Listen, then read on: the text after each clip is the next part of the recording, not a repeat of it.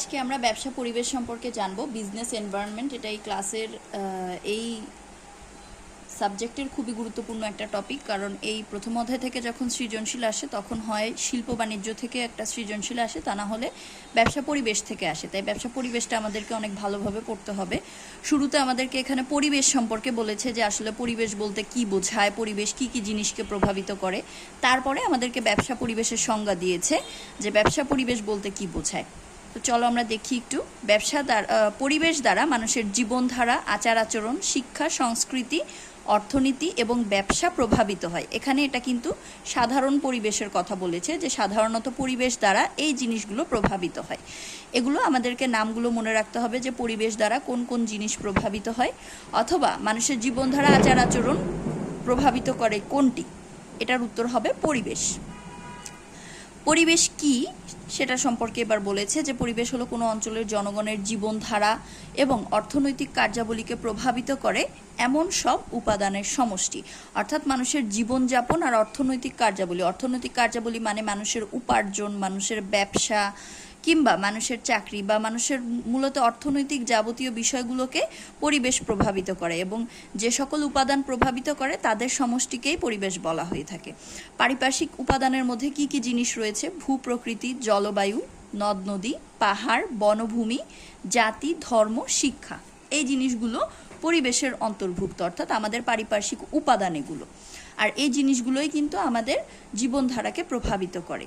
এবার আমাদেরকে ব্যবসা পরিবেশের সংজ্ঞা দিয়েছে। দেখো, ব্যবসা পরিবেশ হচ্ছে যেসব প্রাকৃতিক এবং অপ্রাকৃতিক উপাদান দ্বারা ব্যবসায়িক সংগঠনের গঠন, কার্যাবলী, উন্নতি ও অবনতি প্রত্যক্ষ ও পরোক্ষভাবে প্রভাবিত হয়, সেগুলোর সমষ্টিকে ব্যবসা পরিবেশ বলে।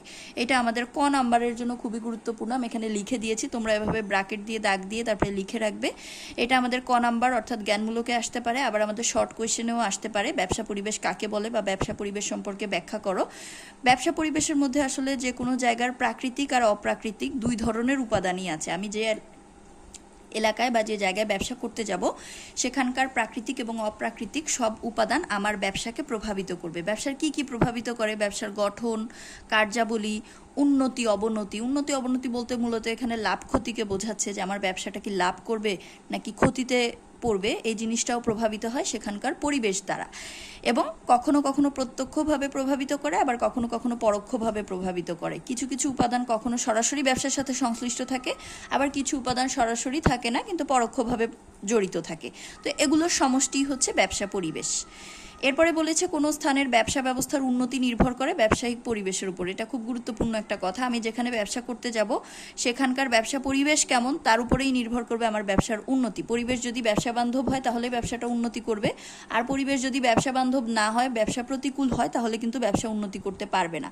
অর্থাৎ ব্যবসা করতে গেলে আমাদেরকে সবার আগে সেখানকার পরিবেশকে বিচার বিবেচনা করে তারপরে ব্যবসা শুরু করতে হবে। এরপরে দেখো, আমাদেরকে ব্যবসা পরিবেশের প্রকারভেদ দিয়েছে। এখানে 6 ধরনের পরিবেশের কথা বলা হয়েছে। প্রাকৃতিক পরিবেশ বা ন্যাচারাল এনভায়রনমেন্ট, অর্থনৈতিক পরিবেশ বা ইকোনমিক এনভায়রনমেন্ট, রাজনৈতিক পরিবেশ বা পলিটিক্যাল এনভায়রনমেন্ট, সামাজিক পরিবেশ বা সোশ্যাল এনভায়রনমেন্ট, আইনগত পরিবেশ বা লিগ্যাল এনভায়রনমেন্ট, আর প্রযুক্তিগত পরিবেশ বা টেকনিক্যাল এনভায়রনমেন্ট। এই 6 ধরনের পরিবেশ আমাদের ব্যবসা পরিবেশের সাথে সংশ্লিষ্ট। এর পরের পৃষ্ঠাতে আমাদের এই পরিবেশগুলোরই কিছু উপাদানের কথা বলেছে, এবং এই ব্যবসা পরিবেশের এই উপাদানের বিস্তারিত ছকটা আমাদের সিকিউ এবং এমসিকিউ দুইটা জিনিসের জন্যই গুরুত্বপূর্ণ। কারণ এখান থেকে অনেক ধরনের এমসিকিউ আসতে পারে। বলতে পারে যে বাণিজ্যিক আইন এটা কোন পরিবেশের অন্তর্গত, এমসিকিউতে আসতে পারে। আবার বলতে পারে যে প্রযুক্তিগত পরিবেশ সম্পর্কে ব্যাখ্যা করো, এটা আমাদেরকে অনুধাবনমূলক প্রশ্নের জন্য অর্থাৎ খ নাম্বারের জন্য বলতে পারে। তখন আমাদেরকে প্রযুক্তিগত পরিবেশ কাকে বলে এটা শুরুতে বলতে হবে, তারপরে এই উপাদানগুলো সম্পর্কে ব্যাখ্যা করতে হবে। অর্থাৎ যখন আমরা কোনো টপিক পড়ব তখন যদি এভাবে ধরে ধরে বুঝে বুঝে পড়ি তাহলে কিন্তু পরীক্ষার হলে আমাদের জন্য আর কঠিন হবে না কোনো কিছু, ইনশাল্লাহ। এখন দেখো, এখানে বলেছে প্রাকৃতিক পরিবেশের উপাদানগুলো কি কি। জলবায়ু, ভূমি, প্রাকৃতিক সম্পদ, নদ নদী। যে জায়গাতে আমরা ব্যবসা করব সেই জায়গার জলবায়ু কেমন, সেখানে কি উষ্ণ জলবায়ু নাকি আর্দ্র জলবায়ু নাকি নাতিশীতোষ্ণ, এটার উপরে ব্যবসার মানে হচ্ছে গিয়ে পারিপার্শ্বিক বিষয়গুলো নির্ভর করে। সেই অঞ্চলের মাটি কেমন, কতটা উর্বর, প্রাকৃতিক সম্পদ কেমন আছে সেখানে কি কোনো পাহাড় কিংবা নদ নদী আছে কিনা, নদ নদীর কথা যদিও পরে বলেছে, কিংবা অন্য কোনো প্রাকৃতিক সম্পদ আছে কিনা। অনেক সময় প্রাকৃতিক সম্পদ কেন্দ্রিকও কিন্তু ব্যবসা হয়, তো এই জন্য এটা ব্যবসার পরিবেশকে গুরুত্বপূর্ণভাবে প্রভাবিত করে। এরপরে অর্থনৈতিক পরিবেশের মধ্যে কি কি আছে? সঞ্চয় ও বিনিয়োগ, মানে সেই অঞ্চলের মানুষের সঞ্চয় করার মানসিকতা কেমন এবং তাদের বিনিয়োগের মানসিকতা কেমন। কিছু অঞ্চলের মানুষ আছে যারা অনেক বেশি সঞ্চয় করতে পছন্দ করে, তারা কিন্তু বিনিয়োগ করতে ভয় পায়। আবার কিছু মানুষ আছে যারা অনেক বেশি বিনিয়োগ করে, তারা হাতে টাকা সঞ্চয় করে রাখে না, কারণ তারা চায় টাকা থেকে আরও টাকা তৈরি করার জন্য বা টাকা বাড়ানোর জন্য, সেজন্য তারা বিভিন্ন জায়গায় ইনভেস্ট বা বিনিয়োগ করে। তো যে অঞ্চলে ব্যবসা করব সেই অঞ্চলের মানুষ কি বিনিয়োগ প্রবণ নাকি সঞ্চয় প্রবণ, এটাও আমার ব্যবসাকে প্রভাবিত করবে। তারা যদি অনেক বেশি সঞ্চয় প্রবণ হয়, তারা যদি ভোগ বা ব্যবহারে অভ্যস্ত না হয়, তখন কিন্তু তারা আমার ব্যবসা পণ্যটা ব্যবহার করতে চাইবে না বা কিনতে চাইবে না। তো সেই ক্ষেত্রে তাদের সঞ্চয় প্রবণতা কেমন বা বিনিয়োগ প্রবণতা কেমন, এটাও অনেকটা নির্ভর করে ব্যবসার উন্নতির উপরে। মূলধন, ওই অঞ্চলের মানুষের মূলধনের মানে হচ্ছে অবস্থা কেমন বা মূলধনের কাঠামো কেমন, এটাও একটা গুরুত্বপূর্ণ ফ্যাক্টর। এরপরে আছে অর্থ ও ব্যাংকিং। অর্থ এবং ব্যাংকিং ব্যবস্থা সেই অঞ্চলে কতটা উন্নত, সেই অঞ্চলের মানুষ ব্যাংকিং ব্যবস্থার সাথে বা অর্থনৈতিক কার্যাবলীর সাথে কতটা জড়িত, এই বিষয়গুলোও কিন্তু গুরুত্বপূর্ণ ভূমিকা রাখে ব্যবসার ক্ষেত্রে। আর ব্যবসার অর্থনৈতিক পরিবেশটা বিশেষভাবে ইম্পর্ট্যান্ট, আমাদের খুব ভালোভাবে বুঝতে হবে। এরপরে আছে সামাজিক পরিবেশ।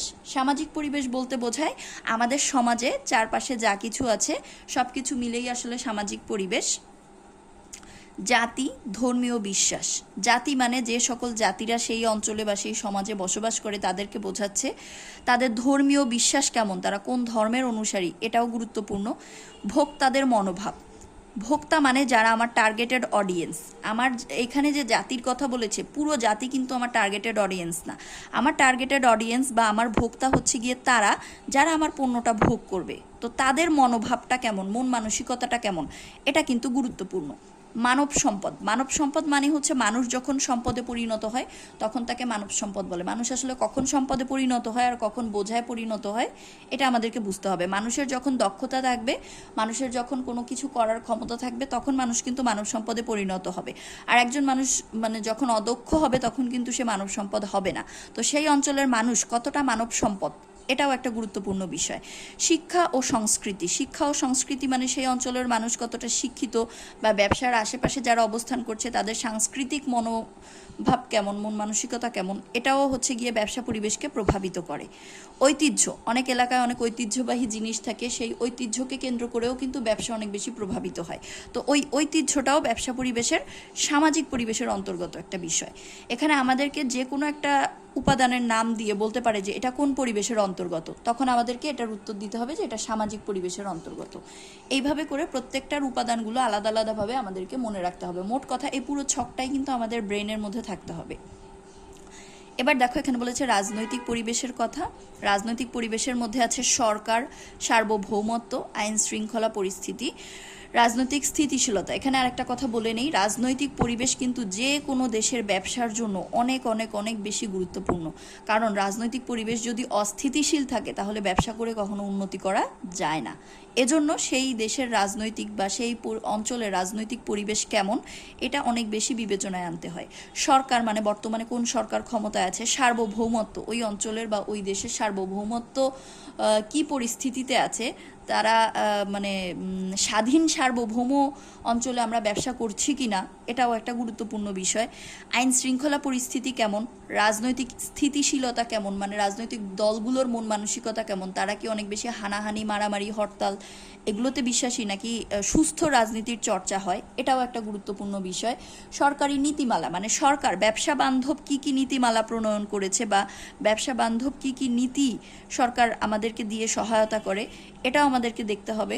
এবং আন্তর্জাতিক সম্পর্ক, ওই অঞ্চলের সাথে আন্তর্জাতিক সম্পর্ক কেমন, কারণ এমন কোনো একটা অঞ্চলে যদি আমরা ব্যবসা করতে যাই যেখানে আন্তর্জাতিক সম্পর্ক অনেক খারাপ, অন্যান্য দেশের সঙ্গে খারাপ সম্পর্ক, তখন কিন্তু সেই অঞ্চলে ব্যবসা করাটা ঝুঁকিপূর্ণ, কারণ সেই অঞ্চলে যে কোনো সময় আন্তর্জাতিক হামলা বা আন্তর্জাতিক চাপ সৃষ্টি হতে পারে, তখন কিন্তু আমার ব্যবসা ক্ষতির সম্মুখীন হবে। তো এই ক্ষেত্রে রাজনৈতিক পরিবেশের মধ্যে আন্তর্জাতিক সম্পর্ক আমাদেরকে বিবেচনায় আনতে হবে। এই ক্ষেত্রে আমরা কিন্তু বর্তমানে দেখতে পারি যে যেমন ইরান আমেরিকার যে যুদ্ধটা হচ্ছে, এই যুদ্ধে কিন্তু আমেরিকা এবং ইসরায়েলকে অনেক বেশি হামলা করছে ইরানের পক্ষ থেকে। তো সেই ক্ষেত্রে কিন্তু যারা এই দেশগুলোতে ব্যবসা করছে বা এখন আসলে যুদ্ধে মোটামুটি অনেকেই আক্রান্ত হচ্ছে, কিন্তু তারপরেও প্রধান প্রধান যে দেশগুলো আক্রান্ত হচ্ছে সেই দেশগুলোর যারা ব্যবসা সংক্রান্ত ব্যবসায়ী যারা আছে তারা কিন্তু খুব চাপের মধ্যে আছে। তো সেই ক্ষেত্রে যে কোনো দেশের আন্তর্জাতিক সম্পর্ক কেমন এটা আমাদেরকে ব্যবসা করার আগে বিবেচনা করতে হবে। এরপরে আছে আইনগত পরিবেশ, ব্যবসা সংক্রান্ত আইন বা অন্যান্য আইনগুলো কি অবস্থায় আছে এটাও আমাদেরকে দেখতে হবে। এখানে আছে বাণিজ্যিক আইন, শিল্প আইন, পরিবেশ আইন এবং ভোক্তা আইন।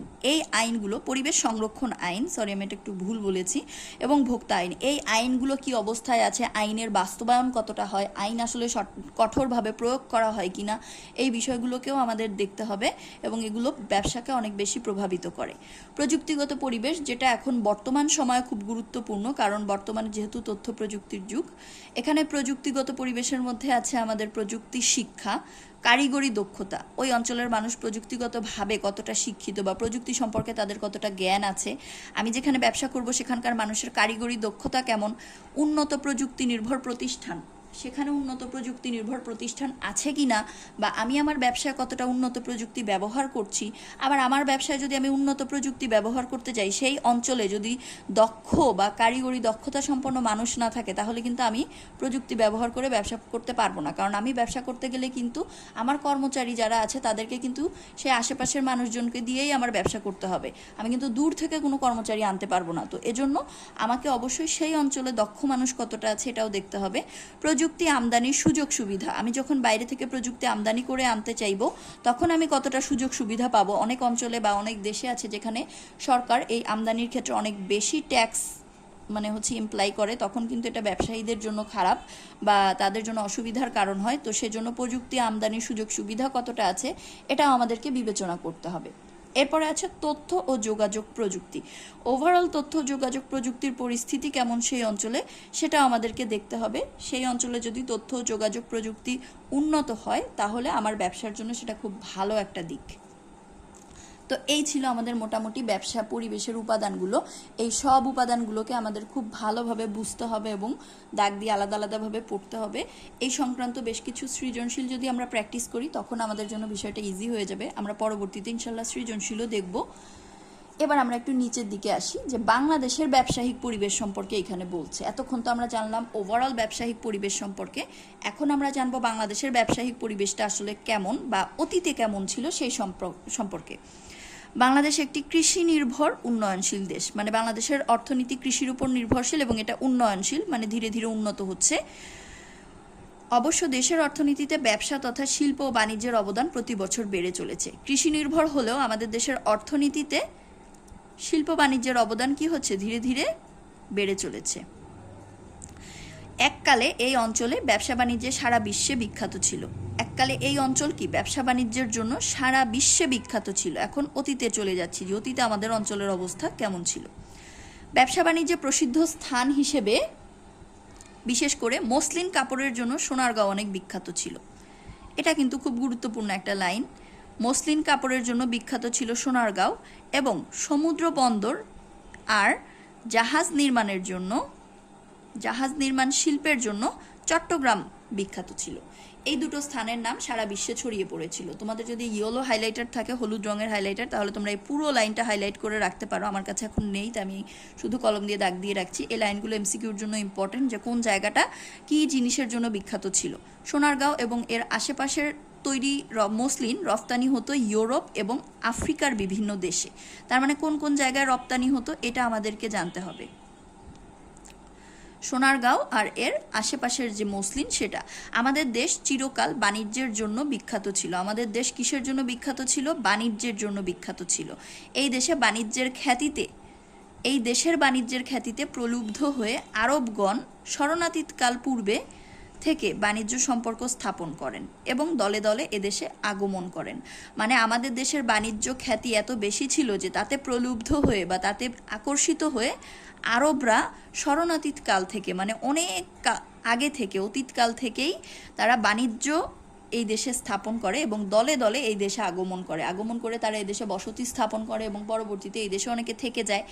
তো এই থেকে যাওয়ার কারণটা ছিল মূলত আমাদের দেশের বাণিজ্যের খ্যাতি বা বাণিজ্যের অনুকূল পরিবেশটা। বাণিজ্য বিষয়ে তখন এই অঞ্চলের শ্রীবৃদ্ধি এতদূর হয়েছিল যে, শ্রীবৃদ্ধি মানে এখানে সুনাম বোঝাচ্ছে, এই যে অঞ্চলের সুনাম এত বেশি ছিল যে ইতিহাস বিখ্যাত তাম্রলিপ্ত ও সপ্তগ্রামের সাথে এর ঘোর প্রতিযোগিতা চলতো। মানে তাম্রলিপ্ত আর সপ্তগ্রাম হচ্ছে অন্য দুটো অঞ্চল, সেই দুটো অঞ্চল ইতিহাসে বিখ্যাত এবং আমাদের এই অঞ্চলের সাথে এই তাম্রলিপ্ত আর সপ্তগ্রামের প্রতিযোগিতা চলতো। আমাদের অঞ্চল এত উন্নত ছিল তখন। এই অঞ্চলের বাণিজ্য খ্যাতি প্রাচ্যের দেশ ছাড়িয়ে সুদূর ইউরোপ পর্যন্ত পৌঁছেছিল। প্রাচ্য পাশ্চাত্য তো আমরা বুঝি, প্রাচ্য মানে পূর্ব অঞ্চল, মানে আমাদের এই অঞ্চল হচ্ছে ছাড়িয়ে পাশ্চাত্য মানে ইউরোপ পর্যন্ত ছড়িয়ে গিয়েছিল আমাদের বাণিজ্যের খ্যাতি। খ্রিস্টীয় ষোড়শ শতাব্দীতে, কত শতাব্দীতে? ষোড়শ শতাব্দীতে। এখানে আমি যেগুলো দাগ দিয়ে রাখছি সেগুলো এমসিকিউর জন্য বা প্রশ্নের জন্য গুরুত্বপূর্ণ, এই জন্য আমাদেরকে এভাবে দাগ দিয়ে দিয়ে পড়তে হবে। ষোড়শ শতাব্দী মানে 16 শতাব্দীতে বা 1600 সালে পর্তুগিজরা এসে বাণিজ্য আরম্ভ করে। এর আগে আমরা আরবদের কথা জেনেছি যে আরবরা আমাদের দেশে এসে ব্যবসা করেছে, এরপরে এখন বলছে যে পর্তুগিজরা এসেও আমাদের দেশে বাণিজ্য করে। সপ্তগ্রামকে পোর্টো পিকুইনো বা ক্ষুদ্র বন্দর বলা হতো, আর চট্টগ্রামকে পোর্টো গ্র্যান্ডো বা বৃহৎ বন্দর নামে অভিহিত করা হতো। তার মানে সপ্তগ্রাম কি নামে পরিচিত ছিল? পোর্টো পিকুইনো। এই যে তাম্রলিপ্ত আর সপ্তগ্রামের কথা আমরা জেনেছি, এই দুটো অঞ্চল বাণিজ্যের জন্য অনেক বিখ্যাত ছিল এবং এই দুটো অঞ্চলের সাথে আমাদের দেশের প্রতিযোগিতা হতো। তো এখানকার সপ্তগ্রামকে পোর্টো পিকুইনো বা ক্ষুদ্র বন্দর বলা হতো, ক্ষুদ্র মানে তো ছোট, আর চট্টগ্রাম মানে আমাদের চট্টগ্রামকে বলা হতো পোর্টো গ্র্যান্ডো বা বৃহৎ বন্দর। তার মানে বুঝতে পারছি আমাদের অঞ্চল বা আমাদের দেশ তখন ব্যবসায় কত বেশি বিখ্যাত ছিল বা বাণিজ্যে কত মানে হচ্ছে গিয়ে উন্নত ছিল। উল্লেখ্য, বাণিজ্য বন্দর হিসেবে পশ্চিমবঙ্গের সপ্তগ্রাম নামটিও বিখ্যাত ছিল। এখানে দেখো উল্লেখ করে দিয়েছে যে বাণিজ্য বন্দর হিসেবে পশ্চিমবঙ্গের সপ্তগ্রাম নামটি বিখ্যাত ছিল, অর্থাৎ সপ্তগ্রাম কিন্তু পশ্চিমবঙ্গে, ভারতের পশ্চিমবঙ্গে অবস্থিত ছিল এবং পশ্চিমবঙ্গের সাথে আমাদের এই বাংলাদেশের চট্টগ্রামের বাণিজ্যে তখন প্রতিযোগিতা হতো, ঘোর প্রতিযোগিতা। ভাগীরথী নদী এবং সরস্বতী খালের মাধ্যমে বঙ্গোপসাগরের সাথে সপ্তগ্রামের বাণিজ্য চলত। ব্যবসা বাণিজ্য কিন্তু চিরকালই নদী এবং সমুদ্র কেন্দ্রিক হয়ে থাকে, কারণ ব্যবসায় পরিবহনের ক্ষেত্রে মানে স্থলপথের চেয়ে জলপথ অনেক বেশি সাশ্রয়ী, অর্থাৎ খরচ কম হয়, এই জন্য জলপথের মাধ্যমে ব্যবসায়ীরা পণ্য আনা নেওয়া করে। তো আমাদের এই অঞ্চল না, এটা হচ্ছে সপ্তগ্রামের কথা বলছে। সপ্তগ্রাম হচ্ছে ভাগীরথী নদী এবং সরস্বতী খালের মাধ্যমে বঙ্গোপসাগরের সাথে বাণিজ্য করত। সমুদ্র পথে ব্যবসার জন্য আমাদের দেশ প্রসিদ্ধ ছিল। যেহেতু বঙ্গোপসাগর আমাদের দেশের মানে হচ্ছে গিয়ে পাশেই অবস্থিত, এই জন্য আমাদের দেশ সমুদ্র পথে ব্যবসার জন্য প্রসিদ্ধ বা বিখ্যাত ছিল। সমুদ্রগামী জাহাজও এদেশে নির্মিত হতো। এই যে এখানে চট্টগ্রামের কথা বলেছে, চট্টগ্রামে কিন্তু এই যে জাহাজ নির্মাণ শিল্পের জন্য বিখ্যাত ছিল, এটা আমরা এর আগেও পেয়েছি। এই যে এখানে বলেছে সমুদ্র বন্দর আর জাহাজ নির্মাণ শিল্পের জন্য চট্টগ্রাম বিখ্যাত ছিল। তো এজন্যই এখানে এই কথাটা আবার বলছে যে সমুদ্রগামী জাহাজও এই দেশে নির্মাণ করা হতো। এরপর একজন ব্যক্তির কথা বলেছেন, তিনি হচ্ছেন চীনের একজন ব্যক্তি, তিনি চৈনিক একজন পরিব্রাজক যার নাম হচ্ছে মাহুয়ান। তিনি লিখেছেন যে, এই যে তার কথাটা আমি এখানে ব্র্যাকেট দিয়ে আটকে দিচ্ছি, এই দেশের জাহাজ নির্মাণ প্রণালীর শ্রেষ্ঠত্ব হৃদয়ঙ্গম করে মহামান্য রোমের সম্রাট আলেকজান্ড্রিয়ার ডক কারখানা ও জাহাজ পছন্দ না করে চট্টগ্রাম থেকে জাহাজ তৈরি করে নিতেন। আচ্ছা, এখানে বলেছে যে আমাদের দেশের জাহাজ নির্মাণ শিল্প এত উন্নত এবং এত প্রসিদ্ধ ছিল যে রোমের সম্রাট আলেকজান্ড্রিয়ার যে জাহাজ নির্মাণ এবং ডক কারখানা সেটা পছন্দ না করে তিনি আমাদের চট্টগ্রাম থেকে জাহাজ তৈরি করে নিতেন। অর্থাৎ রোমের সম্রাট শুধু রোম থেকে এসে আমাদের চট্টগ্রাম থেকে জাহাজ তৈরি করে নিতেন। আমাদের জাহাজ নির্মাণ শিল্প এত প্রসিদ্ধ এবং এত উন্নত ছিল। চট্টগ্রামের হালি শহর পতেঙ্গায় দেশীয় শিল্পীর কর্তৃত্বে অনেকগুলো জাহাজ নির্মাণ কারখানা ছিল। কোন কোন অঞ্চলে? চট্টগ্রামের হালি শহরে এবং পতেঙ্গায় দেশীয় শিল্পীদের কর্তৃত্বে অনেকগুলো জাহাজ নির্মাণ কারখানা তখন ছিল। এই লাইনগুলো কিন্তু এমসিকিউর জন্য ইম্পর্টেন্ট, আসতে পারে যে চট্টগ্রামের কোন কোন অঞ্চলে জাহাজ নির্মাণ কারখানা ছিল। ওই সকল কারখানা তখন হাতুড়ির ঠক ঠক শব্দে মুখরিত থাকতো, সারাক্ষণ জাহাজ নির্মাণ হতো। এজন্য এই দেশের সওদাগরেরা তখন শতাধিক জাহাজের মালিক ছিলেন। সওদাগর মানে ব্যবসায়ী বা বণিক, যারা এই দেশে ব্যবসায়ী ছিলেন তারা তখন এক একজন শতাধিক জাহাজের মালিক ছিলেন। ইতিহাসবিদ ডব্লিউ হান্টারের মতে ওই সকল জাহাজ নির্মাণ কারখানা 1875 খ্রিস্টাব্দ পর্যন্ত নিজেদের প্রভাব অক্ষুণ্ণ রাখতে সক্ষম হয়েছিল। এটুকু হচ্ছে তার বক্তব্য। আমি শুরুতে মাহুয়ানের বক্তব্যটা ব্র্যাকেটের ভিতরে দিয়ে দিয়েছি, এখন ডব্লিউ হান্টারের বক্তব্যটাও ব্র্যাকেটের ভিতরে দিয়ে দিলাম। কার বক্তব্য কতটুকু এটা আমাদেরকে জানতে হবে। আর এখানে হান্টার বলেছেন যে এই চট্টগ্রামের জাহাজ নির্মাণ শিল্পগুলো নিজেদের প্রভাব প্রতিপত্তি 1875 সাল পর্যন্ত খুব ভালোভাবে অক্ষুণ্ণ রেখেছিল। যদিও এখনও আমাদের এই জাহাজ নির্মাণ শিল্প কিন্তু চলমান আছে এবং এটা বেশ বিখ্যাত। তো এই হচ্ছে আমাদের বাংলাদেশের ব্যবসা পরিবেশের বিস্তারিত। এখানে ব্যবসা পরিবেশের মধ্যে এমসিকিউর জিনিসগুলো অনেক বেশি আছে, এখান থেকে আমরা মূলত এমসিকিউ পড়ব। খুব ভালোভাবে এটা এমসিকিউর জন্য আমাদেরকে পড়তে হবে। আমি যেভাবে লাইন টু লাইন দাগিয়ে দিয়েছি তোমরা এভাবে দাগ দিয়ে দিয়ে সুন্দর করে পড়লে ইনশাল্লাহ এমসিকিউ এখান থেকে কমন পেয়ে যাবে। তো আজকে এতটুকুই, নেক্সট ক্লাসে আবার পরের অংশ দেখবো আমরা ইনশাল্লাহ। ততক্ষণ পর্যন্ত সবাই ভালো থেকো। আসসালামু আলাইকুম।